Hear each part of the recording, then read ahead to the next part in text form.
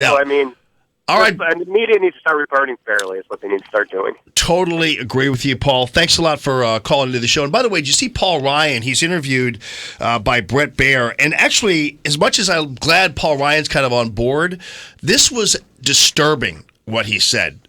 It might not sound disturbing on its face, but I was able to kind of dig into it. And, look, Donald Trump heard something out there in America that no one else heard. Now, how is that possible? And isn't that an indictment of the entirety, not only of the Republican Party, but of Congress? Because Donald Trump was really the only one who heard the message? That's shocking to me. And that's coming from the Speaker of the House. So at some point, I think the reality is they did hear, they just ignored. That's just my opinion about it. Maria Bartiromo, everybody. Looking forward to having Maria Bartiromo on. Maria Bartiromo, great to talk to you. Happy Friday. And wow, post-election, what do you think? Hey there, Jamie. Hey. So, you know what I was thinking today, and because there was talk about Donald Trump starting to put together his cabinet and his staff and that kind of thing, and I actually am drawn to the conclusion that Reince Priebus would not be a good choice for chief of staff. I actually believe he should choose his son-in-law, Jared. Yeah, I mean, I have sources who say that is the leading candidate in terms of Trump and what Trump wants. But you know what? I think there's been so much pushback at this point, Jamie, that it's not going to look good, that, the White House is not a family business. Right. And it shouldn't be. And Donald Trump is going to want to be pristine. He's not going to want to even have the appearance of conflict. So even though I do agree with you, I do believe that Donald Trump wants that, I don't think that will materialize actually at this point, because I think that he's been facing backlash since this started bubbling up. Because I think, people are worried that it's just going to appear conflicted. And also, let's not forget, he might need somebody with a Washington background just to, make sure somebody's looking beyond the blind spots that will, no doubtedly come up, because he's not a Washington guy. Yeah, and but the thing that I think that's a good case you just made in terms of how people feel about the possibility of the family being part of it. But he needs, if he does choose someone, and listen, Reince Priebus has been a good guy. I think he's really helped him, and I think he was a voice of reason.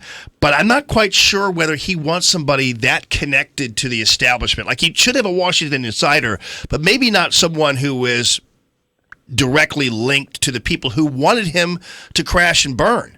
Yeah, it could be. Look, Reince Priebus at one point did come around, and then he came around strong, and he stayed with Donald Trump. So I'm impressed with that. So I do think he would be a good chief of staff, but again, I do think Donald Trump has to recognize a lot of things when filling this position. I think his most trusted source, most trusted, is Jared Kushner, his son-in-law, no doubt about it, and I think he does want to give that to him. But I think he's facing some real backlash after people started to talk about this. Like last night, I said that on Brett Hume's show, and I was talking to Martha McCallum on Fox News, and I went with that because a lot of sources told me that this is his number one candidate. This is who he wants.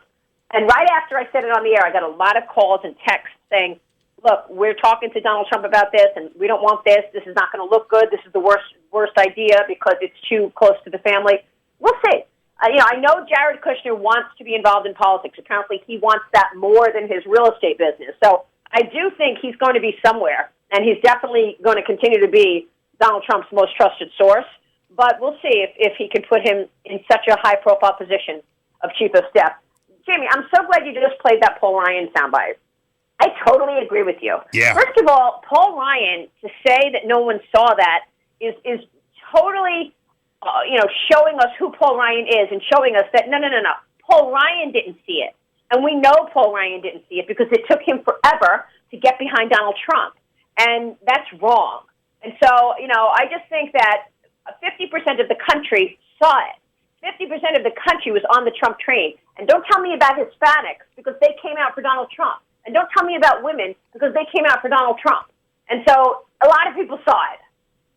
Yeah, I totally agree, and that's why it was disturbing when, and maybe he didn't mean it that way, and obviously, I don't want to pick him apart because I'm glad he's kind of on board, but it didn't seem like a very good reflection on the rest of these guys. It took Donald Trump to remind them that there are real Americans out there with real problems. So yeah, I mean, the GOP establishment did not see it. That's true. Oh yeah. So what's happening on Sunday Morning Futures, Maria? Well, we got a great show.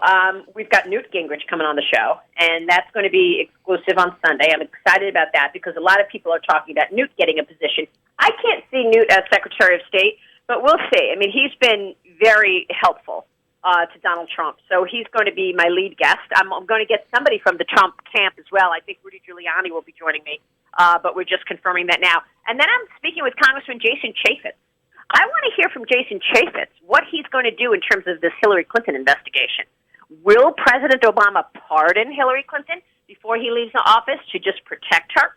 We know that the FBI is still working on an investigation around the Clinton Foundation, but I don't know. Now that Donald Trump won, is that it now for Hillary Clinton? Do these investigations stop? Did the voter decide and create justice? I just don't know. So Jason Chaffetz is going to be with us as well on Sunday. We've got a great panel as well. Yeah, I would think that John Bolton would be a good Secretary of State also. I don't know.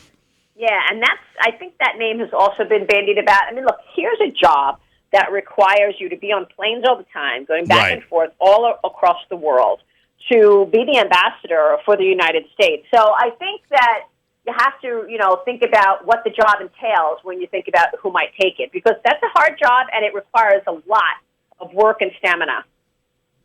Well, what about Commerce Secretary Maria Bartiromo? Well, I love what I do, so I'm sure thrilled to be where I am. Yeah, I'm sure you are. You're having way too much fun, and oh my God, you're way I'm having so much fun, Jamie. Awesome at what you do. At Maria Bartiromo, we'll find you there. Have a glorious weekend, and we'll be tuning in right there at 9 o'clock in the morning right here in St. Louis for Sunday Morning Futures. We appreciate you, Maria.